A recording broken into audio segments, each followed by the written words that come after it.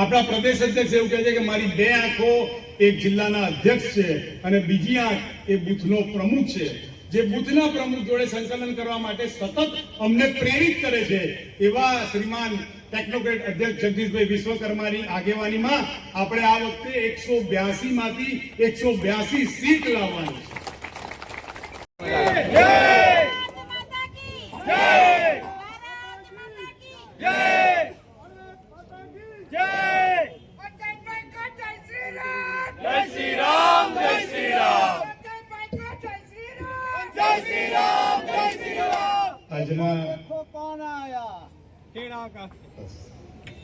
આજના કાર્યક્રમમાં 1947 થી દેશ આઝાદ થયો અને અંગ્રેજોની મેલી મુરાદોને આ દેશમાં ઘુસાડી આ દેશને ટુકડાઓમાં વિભાજિત કરવાની માનસિકતા રાખવા વાળી કોંગ્રેસ પાર્ટી અને હમણાં ફૂટી નીકળેલી એક નવી પાર્ટી જે આ દેશમાં નેપાળવાળી કરી અને દેશની શાંતિને ખોરવવાનું કામ કરી અને પ્રખર રાષ્ટ્રભક્ત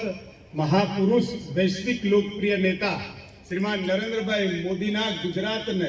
અશાંત કરવાનો જે પ્રયત્ન કરી રહ્યા છે તેને ખેડા જિલ્લા ભાજપના કાર્યકર્તા અહીંથી બે હાથ ઊંચા કરીને રાષ્ટ્ર ભાવનાથી જવાબ આપે. બોલો ભારત માતા કી, ભારત માતા કી, ભારત માતા કી, માતરમ માતરમ, વંદે માતરમ, માતરમ માતરમ, વંદે માતરમ, જય જય શ્રી રામ, જય જય શ્રી રામ. આજના કાર્યક્રમમાં જિલ્લાના અધ્યક્ષા, પૂર્વ જિલ્લા પંચાયતના અધ્યક્ષ તો બેન શ્રી નૈનાબેન, મારા પરમ મિત્ર અને ખેડા જિલ્લાનો અધ્યક્ષ હતો ત્યારે જેમની જોડે જિલ્લો કેમ પ્રથમ ક્રમે રહે એની હરીફાઈ લાગતી અને મોટા ભાગે 90% મને બીજા ક્રમે જે રાખતા એવા ભાઈ શ્રી હિતેન્દ્રભાઈ, તાળીઓ પડી જોઈએ આના માટે.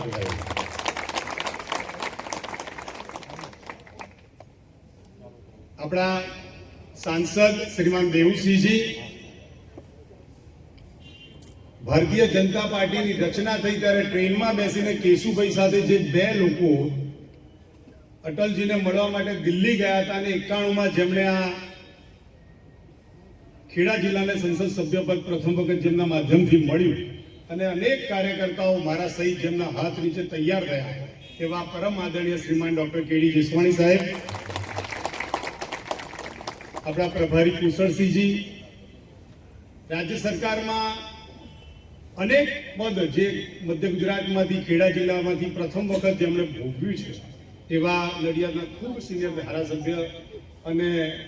કાયમ લડીને પણ અમે એક સાથે રહીએ, જેમની માર્ગદર્શનમાં નડિયાદ મહાનગરપાલિકા બનવા જઈ રહ્યું છે અને હું ગેરંટી મારી કહું કે મહાનગરપાલિકામાં કોંગ્રેસને ગણવાના ભેડા પણ નહીં મળે એટલી ઓછી સીટ આવે એવા આપણા ધારાસભ્ય શ્રીમાન પંકજભાઈ દેસાઈ, મૂળ RSSમાંથી આવેલા, અમદાવાદમાં એક અનેક પ્રકારની નવી ઉર્જા ભરી અને જેમણે કેન્દ્રમાં કેબિનેટ પદ શોભાવ્યું તેવા અર્જુનસિંહ ચૌહાણ, રાજ્ય સરકારમાં મંત્રી અને હું તો નિમિત્ત માત્ર હતો કે મૌધાનો ઇન્ચાર્જ હતો, પરંતુ એ મૌધા જીત્યા અને ક્રેડિટ મને મળી અને જે રાજ્ય સરકારમાં મંત્રી બન્યા એવા સંજયસિંહ મહેડા સાહેબ, કપડવંજના ધારાસભ્ય, મારા પરમ મિત્ર અને ભારતીય જનતા પાર્ટીમાં જે દિવસથી જોડાય એ દિવસથી સંગઠનને સર્વોચ્ચ રાખીને જે કામ કરે છે એવા રાજેશભાઈ ઝાલા, અમૂલમાં જે પરિવારે વર્ષો સુધી પશુપાલકોની સેવા કરી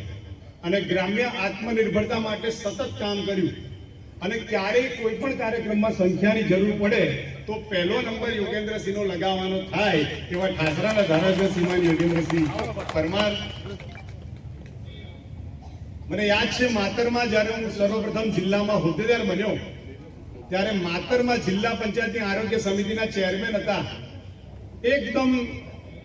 સામાન્ય ઘરમાં રહે, આજે પણ પશુપાલક તરીકે એમના આંગણામાં 2-4 ભેંસ બાંધેલી હોય અને ખાટલામાં જ બહાર સૂઈ જાય એવા સૌથી સરળ ક્ષત્રિય સમાજના એક સામાન્ય ધારાસભ્ય શ્રીમાન કલ્પેશભાઈ પરમાર. કેડીસીસી બેંકના ચેરમેન શ્રીમાન તેજસભાઈ, અમૂલના ચેરમેન ભાઈ શ્રી સાબેસી, વાઇસ ચેરમેન વિજયભાઈ, અમૂલના ડિરેક્ટરશ્રીઓ Rakeshbhai Rao, Gautambhai, Bharatbhai, Lalbhai, vice chairman KDCC,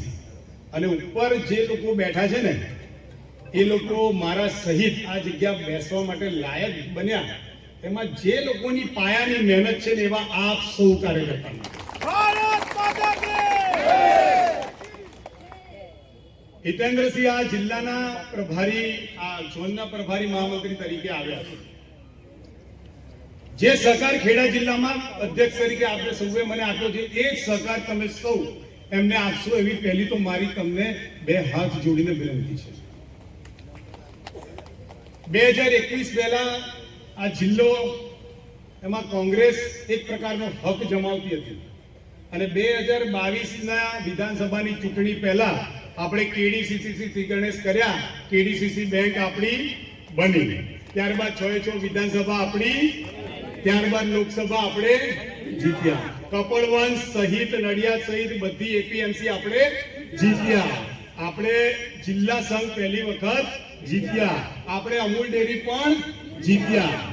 એક માત્ર એપીએમસી બાકી છે અને એની જવાબદારી છે બેનની અને હિતેન્દ્રસિંહની કે આપણે સૌએ ભેગા થઈને એ પણ આ વખતે લઈ લેવાની છે. ખૂબ મોટી જવાબદારી સંગઠનના માથે આપણી પાર્ટીમાં હોય છે અને પાર્ટીનું કોઈ પણ પદ આપતા પહેલા વિધાનસભાની ટિકિટ તો કોઈ લોકપ્રિય હોય ને એટલે એને સીધી મળી જાય કે ભાઈ અહીંયાનો સમાજ મોટો છે અને અહીંયા આગળ આનું વધારે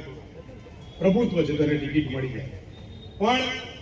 કુલ 2.5 મહિના સુધી કસરત કર્યા બાદ પ્રદેશ ભાજપની બોડી બનીને અને એના મૂળમાં જઈને જોઈએ ને એવું પ્રતીત થાય કે જેણે કાર્યકર્તા માટે સંઘર્ષ કર્યો છે, જેણે કાર્યકર્તા માટે લડત આપી છે, જેણે પાર્ટી માટે સૌથી વધારે યોગદાન આપ્યું છે, એવા લોકોનું ટોળામાંથી ચયન કરવામાં આવ્યું છે. એનો મતલબ એ નથી કે જેને હોદ્દો મળ્યો છે એ લોકો જ લાયક છે, પરંતુ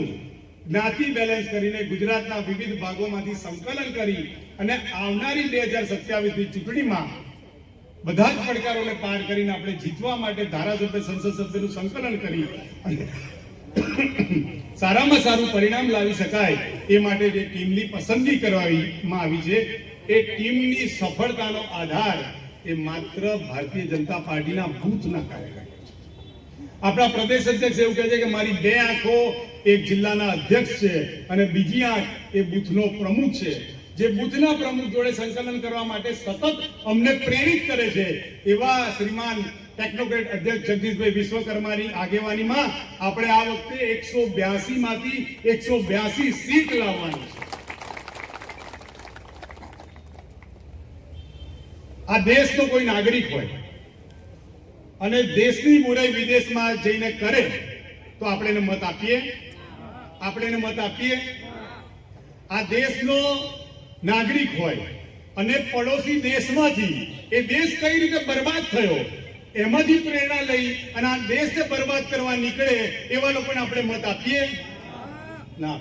આ વાતો લઈને આપણે નીચે જવાનું છે. દેશ આઝાદ થયો ત્યારથી આજ દિન સુધી શ્રીમાન નરેન્દ્રભાઈ મોદીની 2014 થી બનેલી સરકારોએ દેશના દરેક વિકલ સેક્શનને મજબૂત કરવા માટે ખૂબ યોજના બનાવીને નીચે પહોંચાડવા માટે જે મહેનત કરી છે એ મહેનતને નીચે પહોંચાડનારા આપણે સૌ લોકો છે. પદ લોકોને અનેક હોઈ શકે પરંતુ કામ સૌનું સરખું છે. આપણે ધારાસભ્ય, સંસદ સભ્ય અને કાર્યકર્તાઓના માધ્યમથી યોજનાઓને નીચે લઈ જવાની છે. નરેન્દ્રભાઈની ચિંતા ઓછી કરવાની છે અને એ સ્તરે કામ કરવાનું છે કે જ્યારે 2027ની ચૂંટણી આવે ત્યારે આપણા સાંસદ, ધારાસભ્યો અને આગેવાનો સાહેબને કહે કે સાહેબ તમે સભા કરવા પણ ના આવતા, માત્ર તમારા નામથી અમે જીતી જઈશું. એ જ અભ્યર્થના ભારત માતાજી છે.